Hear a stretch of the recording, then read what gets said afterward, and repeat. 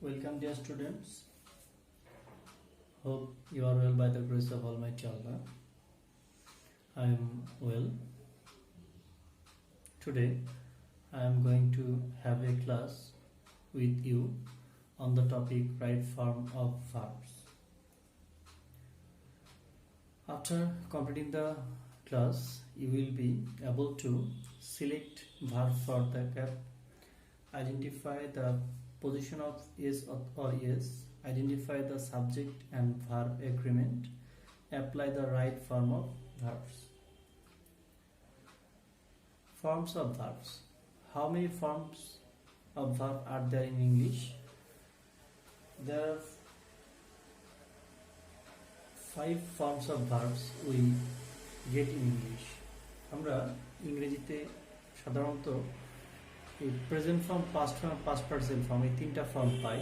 এর সাথে আরো 2টো form, verb plus ING, verb plus S অথবা ইএস ফর্ম, এরকম 5টা ফর্ম আমরা পাবো। তাহলে আমরা এই 5টা ফর্মের ব্যবহারটাই কোথায়, কোন জায়গায় কি, কোন ভার্বটা বসবে, সেই ভার্বটার সঠিক ব্যবহার নির্ণয় করার রুলসটাই হচ্ছে রাইট ফর্ম অফ ভার্ব। তাহলে দেখো, প্রথমটা হচ্ছে বেস ফর্ম অফ ভার্ব, মানে ভার্বের প্রেজেন্ট ফর্ম। দেখো, ইট, ড্রিঙ্ক, ক্যাচ, এটা হচ্ছে base form, present form. Past form মানে ভার্বের পাস্ট ফর্ম হবে, যেমন ইটের past form ate, drank, got. Past participle form eaten, drunk, got. এরকম আমরা ভার্ব প্লাস আইএনজি যখন দেখবো, এতে জিরান্ড অথবা পার্টিসিপল হতে পারে, ইটিং, ড্রিঙ্কিং, ক্যাচিং হতে পারে।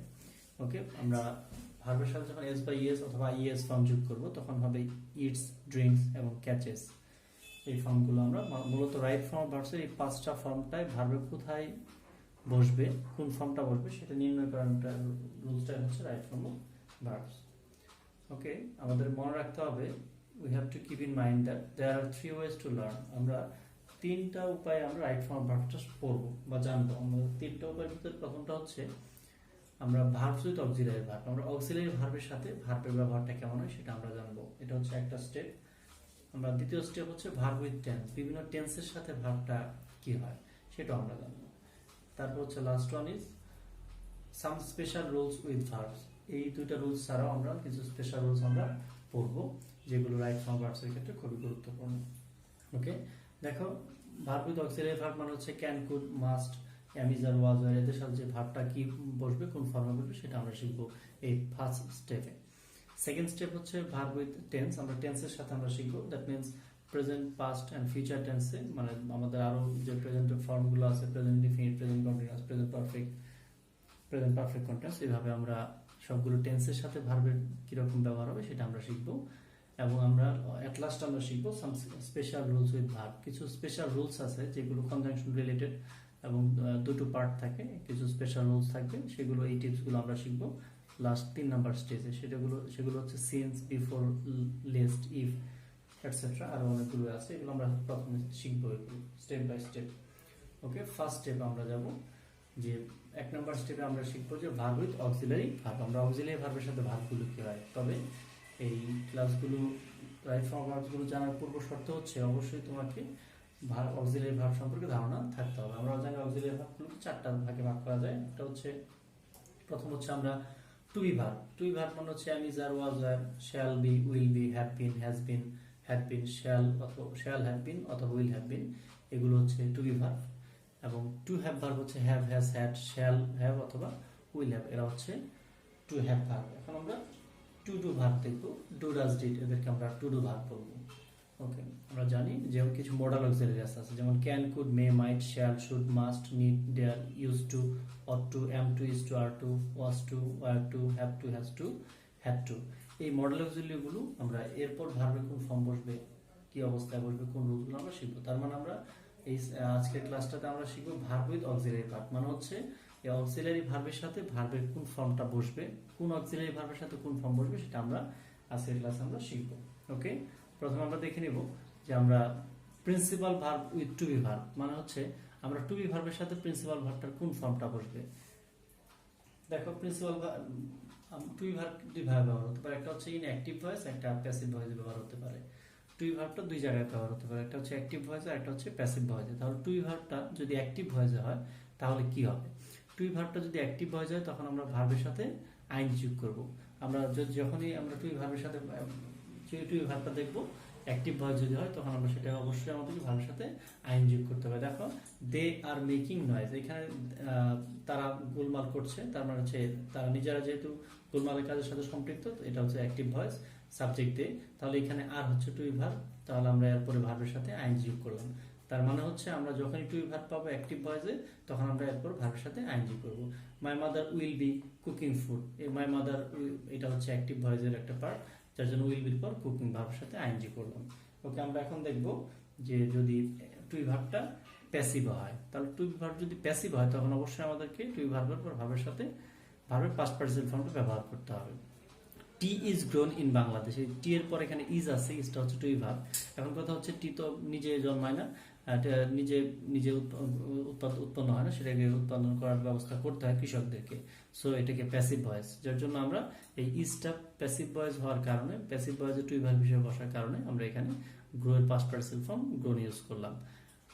সংস আর সাং বাই দ্য স্টুডেন্টস, এখানে কিন্তু গান গাওয়ার কাজটা মূলত স্টুডেন্টসটা করছে, যার জন্য এই টুই ভার্বটা এখানে প্যাসিভ হিসেবে ব্যবহার হওয়ার ফলে আমরা এখানে এই সিং ভার্বের পাস্ট পার্টিসিপল ফর্ম ব্যবহার করলাম। এখন দেখব principal verb with to do অথবা টু হ্যাভ ভার্ব। আমরা প্রথমে দেখব টু ডু ভার্ব, মানে হচ্ছে আমরা টু ডু ভার্বের পর প্রিন্সিপাল ভার্বের কোন ফর্মটা বসবে সেটা আমরা দেখব। ওকে, টু ডু ভার্ব মানে ডু ডাজ ডিড, তাই না? আমরা জানি টু ডু ভার্বের পর সবসময় ভার্বের প্রেজেন্ট ফর্ম বসবে, মানে ডু ডাজ ডিড এদের পর সবসময় ভার্বের প্রেজেন্ট ফর্ম বসবে। Drivers do not follow traffic rules, এইখানে ডু থাকার ফলে আমরা এখানে ফলো ইউজ করলাম ভার্বের present form. Does Hasan sing a song, এই ডাজ থাকার কারণে এখানে সিং এর প্রেজেন্ট ফর্ম ব্যবহার হয়েছে।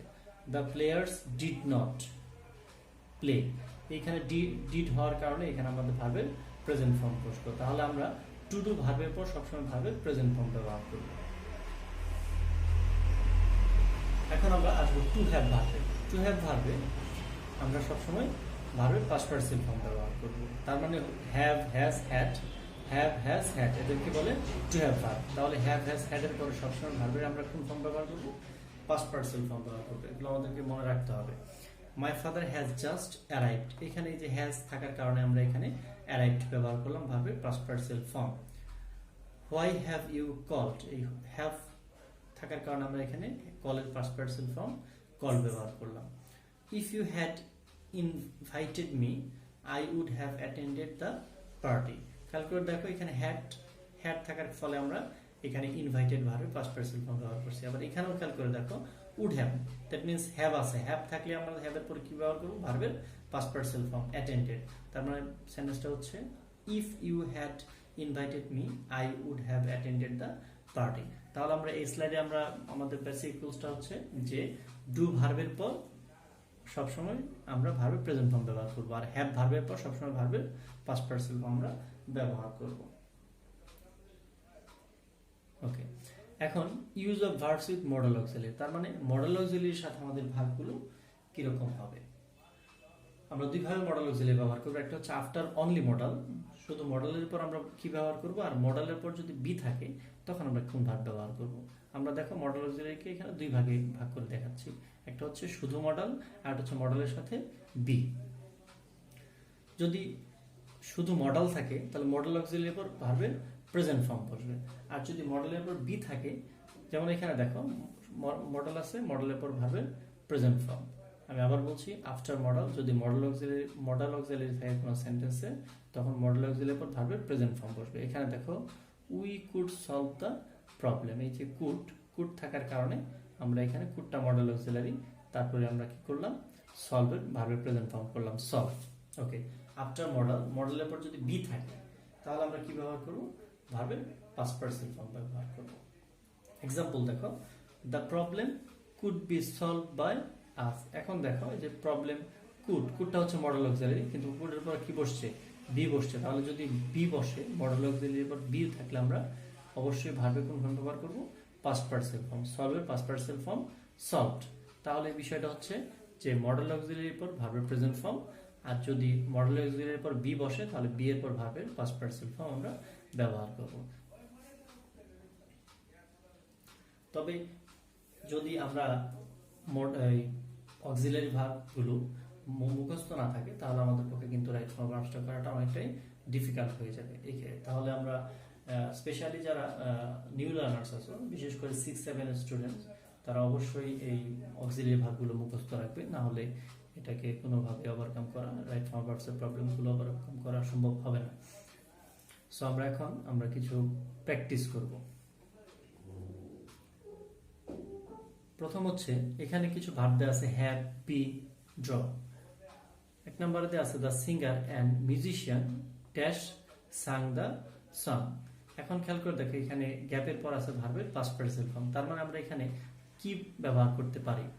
এখান থেকে বি, হ্যাভ, ড্রন কোন ভার্বটা ব্যবহার করতে পারি? তাহলে খেয়াল করে দেখো আমরা ব্যবহার করবো হচ্ছে হ্যাজ ভার্ব আসছে। কারণ কি আমরা জানি হ্যাভ, হ্যাজ, হ্যাড মানে হ্যাভ ভার্বের পর ভার্বের পাস্ট পার্টিসিপল ফর্ম বসে। তার মানে এখানে যেহেতু ভার্বের পাস্ট পার্টিসিপল ফর্ম দেওয়া আছে, তাহলে এখানে এমন একটা অক্সিলারি ভার্ব ব্যবহার করতে হবে আমাকে যেটার পরে ভার্বের পাস্ট পার্টিসিপল ফর্ম বসে। আমরা জানি হ্যাভ, হ্যাজ, হ্যাড এর পর ভার্বের পাস্ট পার্টিসিপল ফর্ম বসে, তাই এখানে আমরা হ্যাজ ব্যবহার করলাম। The poet and the writer dash written this articles. তাহলে এখানে আমাদের আনসারটা আসছে হ্যাভ রিটেন দিস আর্টিকেল। তার মানে এখানে খেয়াল করে দেখো এখানে দুইটা ব্যাপার আছে। একটা হচ্ছে এক জায়গায় আমরা হ্যাজ ব্যবহার করলাম, এখানে এক জায়গায় ব্যবহার করলাম হ্যাভ। এখানে হ্যাভ ব্যবহার করার পিছনে কারণ হচ্ছে রিটেন ভার্বের পাস্ট পার্টিসিপল ফর্ম, তাই আমরা ব্যবহার করেছি হ্যাভ। এখানে সাং ছিল, ভার্বের পাস্ট পার্টিসিপল ফর্ম, ব্যবহার করেছি হ্যাজ। তাহলে আমরা এখানে ব্যবহার করলাম হ্যাজ আর এখানে ব্যবহার করলাম হ্যাভ। এটার কারণটা হচ্ছে দ্য সিঙ্গার অ্যান্ড মিউজিশিয়ান, এই দুইটা, একজন হচ্ছে সিঙ্গার, একজন হচ্ছে মিউজিশিয়ান সঙ্গীতজ্ঞ, বা উনি ওই একজন ব্যক্তিকেই বোঝাচ্ছে। রুলটা হচ্ছে যদি দুইজন ব্যক্তির বা দুইটা পোস্টের আগে বা দুইটা কমন নামের আগে একটা আর্টিকেল থাকে, যেমন সিঙ্গার এবং মিউজিশিয়ান, তার আগে কি আছে? একটা আর্টিকেল আছে, তার মানে একজন ব্যক্তিকে বোঝাচ্ছে। এর জন্য আমরা সিঙ্গুলার ব্যবহার করছি হ্যাজ। এখন দেখো the poet and the writer, এখানে দুইজন ব্যক্তি, দুইটা আর্টিকেল, দুইটা আর্টিকেল, তার জন্য এখানে আমরা ব্যবহার করব plural have. Okay, no bus and no train dash seen in the routes last night. এই লাস্ট নাইট আছে পাস্ট টেন্স, আমরা এখানে আমরা এমন একটা ব্যবহার করব, সেটা হচ্ছে অক্সিলারি ভার্ব হবে, যেটা পাস্ট টেন্স হবে। Okay, no bus and no train was seen in the route last night. Okay, Ranu not her sisters dash pictures regularly. তার মানে এখানে ছবি আঁকার সাথে একটা সম্পর্ক, তার মানে হবে ড্রস পিকচার্স। ওকে, তোমাদের একটু কনফিউশন থাকতে পারে যে এখানে Ranu are not her sisters, তাহলে ড্রস কেন হলো? এখানে হচ্ছে মূলত সাবজেক্ট হচ্ছে রানু, নটের আগে সাবজেক্টটা, নাউনটা হবে সাবজেক্ট, যার জন্য হলো ড্রস। ওকে ডিয়ার স্টুডেন্টস, আশা করি তোমরা রুলসগুলো বুঝতে পেরেছো। বাসায় প্র্যাকটিস করবে সবাই। ভালো থেকো সবাই। আজকে এই পর্যন্তই। আল্লাহ হাফেজ।